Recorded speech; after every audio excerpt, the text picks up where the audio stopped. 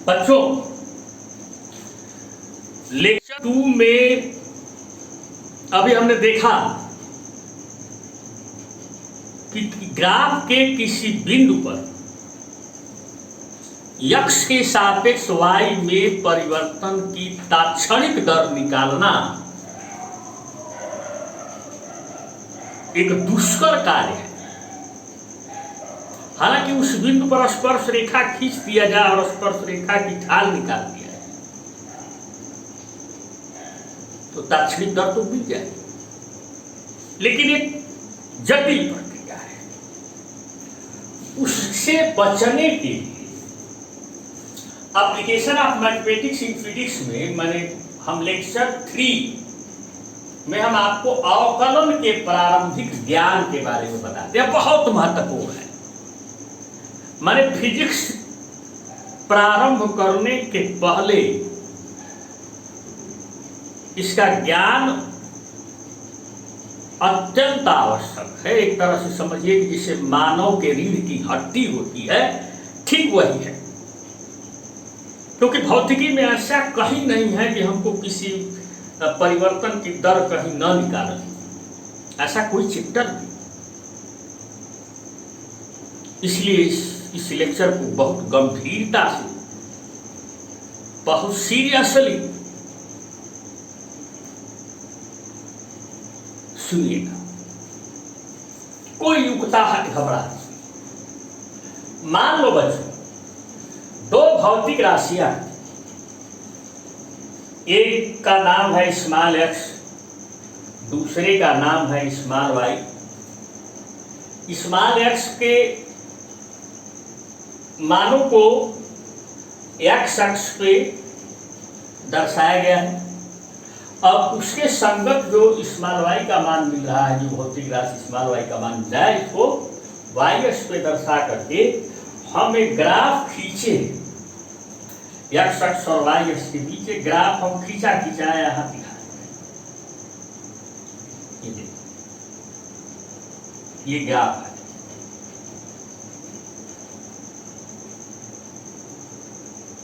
ये से टेढ़ा मेढ़ा ग्राफ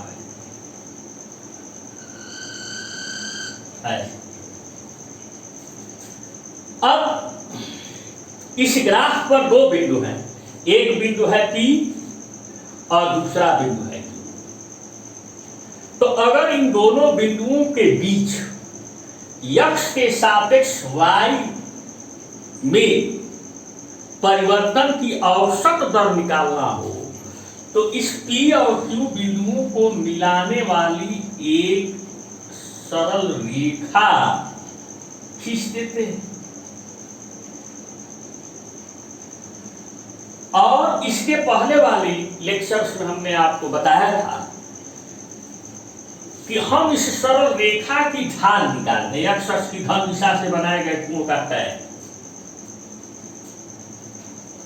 तो हमें इन दोनों बिंदुओं के बीच x के सापेक्ष y में परिवर्तन की औसत दर प्राप्त हो जाए। लेकिन एक समस्या है। हमें अब मान लेना है कि हमें औसत दर नहीं निकालनी, हमको बिंदु P पर तात्क्षणिक दर निकालनी, एक क्षण पर दर निकालनी। तात्क्षणिक दर P के एक विशिष्ट मान पर, बिंदु P पर x का एक विशिष्ट मान होगा और उस पर हमको x के सापेक्ष y में परिवर्तन की दर निकालनी। आओ एक बात पर विचार करें। ये तो ठीक है, अगर दो बिंदुओं के बीच ग्राफ पर स्थित दो बिंदुओं को मिलाने वाली रेखा द्वारा x अक्ष से बनाए गए कोण बदल जाएगा तो कोण का टैन बदल जाएगा। और जब कोण का टैन बदल जाएगा तो इसका मतलब उन दोनों बिंदुओं के बीच x के सापेक्ष y में परिवर्तन की औसत दर बदल जाएगी। कल्पना करो कि अगर यह बिंदु Q यहां न होकर के थोड़ा सा और निकट यहां पे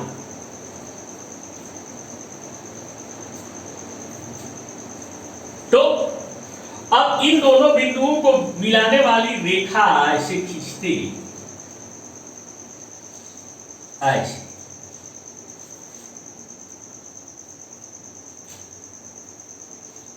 तो ये रेखा क्या x अक्ष से उतना ही कोण बना रही जितना पहले बनाती थी? नहीं, अब यह रेखा जो है x अक्ष से कोई दूसरा कोण बना रही।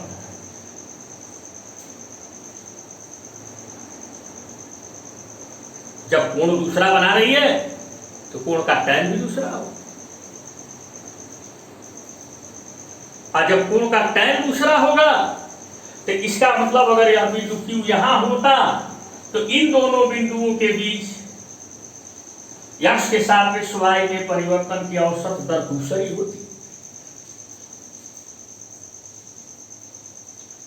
अब और थोड़ा और कल्पना करो, अगर यह बिंदु Q यहां न होकर यहां होता तो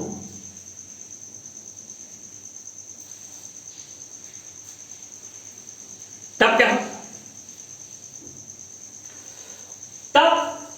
तब P और Q को मिलाने वाली रेखा x अक्ष से फिर दूसरा कोण बना,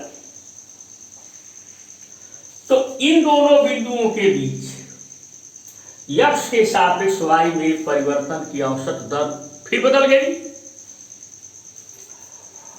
अब Q ऐसे ही निकट आते आते इतना P के करीब आ जाए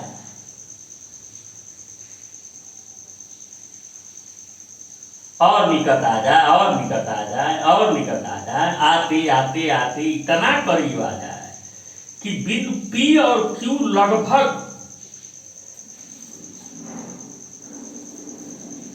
समपाती हो जाए, कोइंसाइड कर जाए। तो यहां एक बात पर ध्यान रखना, समपाती होने का मतलब ये नहीं कि बिंदु P और Q एक ही बिंदु पर एकदम आ गए, नहीं, बिंदु P और Q के बीच की जो दूरी है वो अनंत सूक्ष्म है, ऐसा कहते हैं। तब हम कहेंगे कि लगभग दोनों एक ही बिंदु पर है, और तब क्या होगा? तब P और Q को मिलाने वाली जो रेखा होगी वो बिंदु P पर स्पर्श रेखा बन जाए, और जब वो स्पर्श रेखा बन जाएगी तो हम इस स्पर्श रेखा की ढाल अगर निकाल दें तो हमें बिंदु P पर x के सापेक्ष y में परिवर्तन की तात्क्षणिक दर मिल जाए।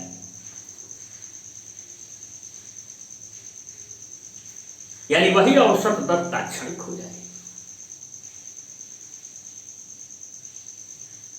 लेकिन यह हमारी हाइपोथेसिस, ये हमारी परिकल्पना किन परिस्थितियों में संभव है? सबसे जटिल प्रश्न तो ये है। आओ यहां देखते हैं। हम क्यों पहले यहां पे था, चलो तो हम लोग क्या करते थे? P और Q को ऐसे मिलाने वाली यह रेखा है, ये P और Q को मिलाने वाली रेखा,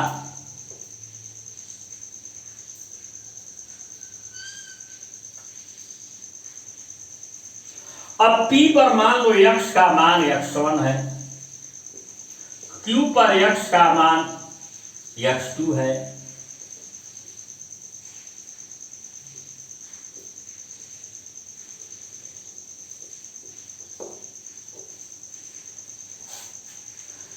P पर y का मान ये मान लो y1 है, Q पर y का मान लो y2 है। तो P और Q को मिलाने वाली रेखा की ढाल निकालना हो, अगर हमें औसत दर निकालना हो तो हम क्या करते हैं? हमको इसी कोण का tan चाहिए, लेकिन हमको ये दूरी मालूम नहीं है, यहां से यहां तक की दूरी नहीं मालूम, बल्कि यहां से यहां तक हमें मालूम है, क्योंकि यहां से यहां तक x1 है और यहां से यहां तक x2 है। तो हम जैसा कि पहले बता भी चुके हैं पिछले लेक्चर में, हम इसको थोड़ा सा और पीछे बढ़ा देंगे ऐसे, यहां यम ये 90 अंश का कोण बनेगा। ये रेखा x अक्ष के समांतर है, तो अगर यह कोण थीटा है, अगर हमें इस रेखा की ढाल निकालनी है, तो यह कोण थीटा है, तो ये कोण भी क्या होगा, थीटा ही होगा, क्योंकि दो समांतर रेखाओं को तिर्यक रेखा काटते। तो हम यहां से थीटा निकालने के बजाय हमारे लिए सरल रहेगा, हम यहां से थीटा निकाल लें। तो x से यहां से अब इस त्रिभुज PQM में हालांकि ये समकोण त्रिभुज है, tan थीटा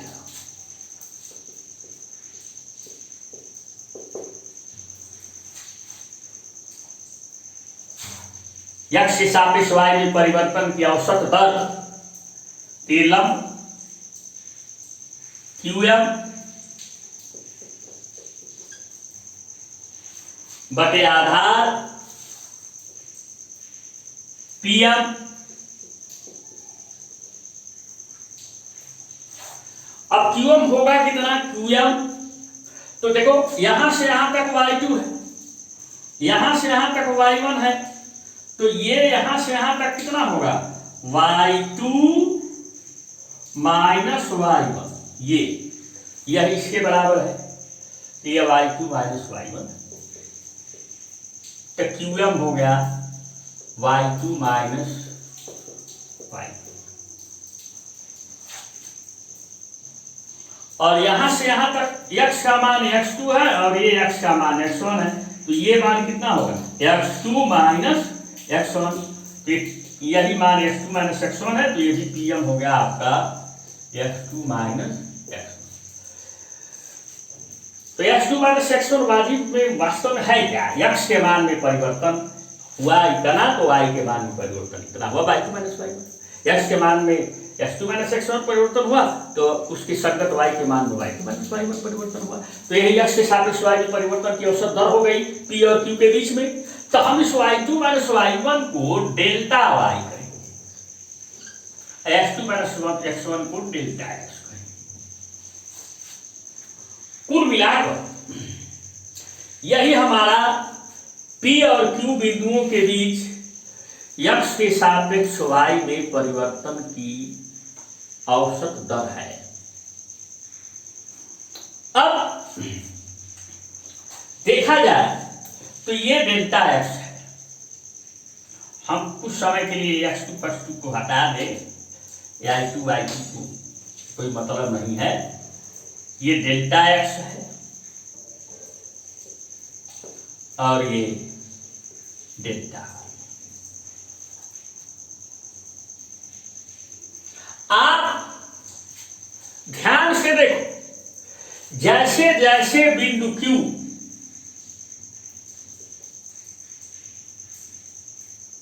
P के निकट आता जाता है, वैसे वैसे इस डेल्टा x का मान घटता जाता है। हालांकि उसके साथ साथ डेल्टा y का मान भी घटेगा, ये भी घटेगा, ये बात अलग है, लेकिन हम एक पर बात करते हैं, डेल्टा x का मान घटता रहता है। और एक बात हमें समझ में आ रही है कि Q जैसे जैसे निकट आ रहा है, वैसे वैसे इस डेल्टा x का मान घटता जाता है, और Q आते आते आते आते आते आते जब एकदम निकट P के इतना निकट आ जा रहा है, यानी P और Q के बीच की दूरी अनंत सूक्ष्म हो जा रही है, तब P और Q को मिलाने वाली रेखा बिंदु P परस्पर रेखा हो जा रही। यानी बिंदु P पर स्पर्श रेखा होने की कंडीशन में यह डेल्टा एक्स जो है यह अनंत सूक्ष्म हो जाना चाहिए।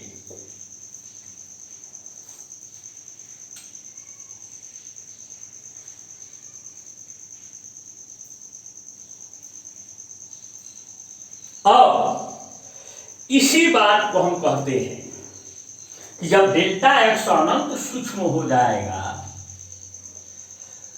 यानी एक्स में परिवर्तन अनंत सूक्ष्म हो जाएगा, तो इसको हम एक गणित की भाषा में कहते हैं limit delta x tends to zero, tends to zero माने शून्य की ओर अग्रसर है, अनंत सूक्ष्म हो जाता है। Delta y by delta x.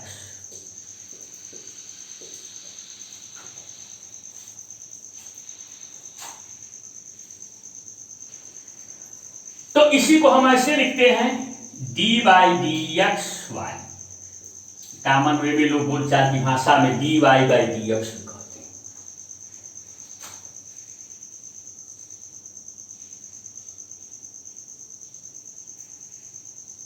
अब सवाल एकदम साफ है कि मेरे पास दो रास्ते हैं। एक रास्ता ग्राफ का है जिससे तात्क्षणिक दर निकालना थोड़ा सा जटिल जरूर है, लेकिन असंभव नहीं है, जटिल है। कि अगर हम दो भौतिक राशियां हैं एक्स और वाई,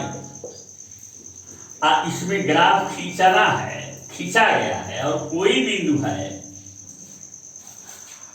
इस बिंदु पर कोई यक्ष का मान है और इस यक्ष के इस विशेष मान पर यक्ष के सापेक्ष वाई में परिवर्तन की तात्क्षणिक दर निकालनी है, तो या तो हम पहले ग्राफ खींच करके और इस बिंदु पर स्पर्श रेखा खींच करके इस स्पर्श रेखा द्वारा धन्यक्ष अक्ष से बनाए गए कोण का टैन निकालें, टैन थीटा निकालें, तो हमें तात्क्षणिक दर मिल जाएगी।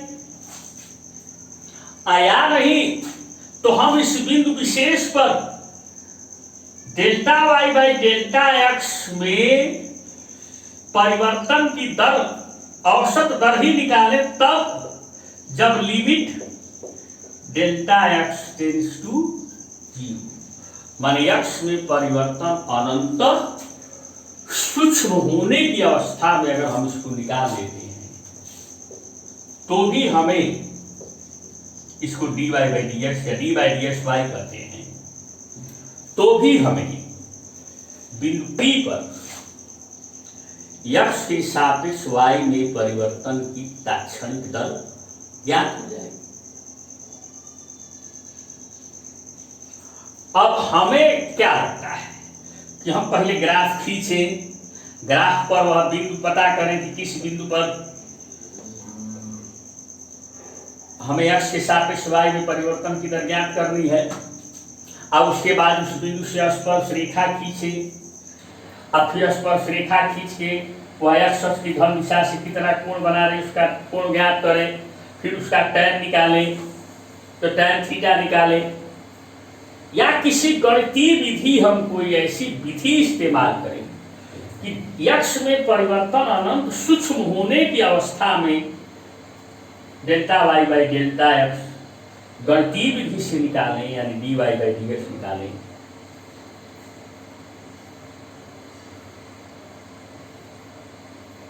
ये दोनों तरीका हमारे पास है, लेकिन ये विधि थोड़ी आसान है। आसान थी नहीं, बना। जैसे पिछले सवाल में ही हम ग्राफ बिना खींचे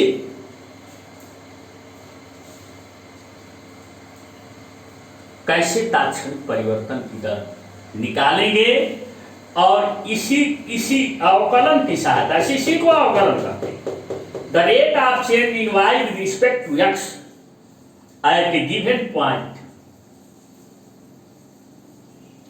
यानी एक्स के किसी दिए गए विशेष मान पर x के सापेक्ष y में परिवर्तन की तात्क्षणिक दर को निकालने की अवकलन की विधि क्या है। हम इसको पिछले सवाल के आधार पर ही, जो लेक्चर 2 में हम जो सवाल बोले थे यस बराबर टी स्क्वायर, उसी के आधार पर हम यहाँ आपको निकाल कर दिखाते हैं और देखेंगे।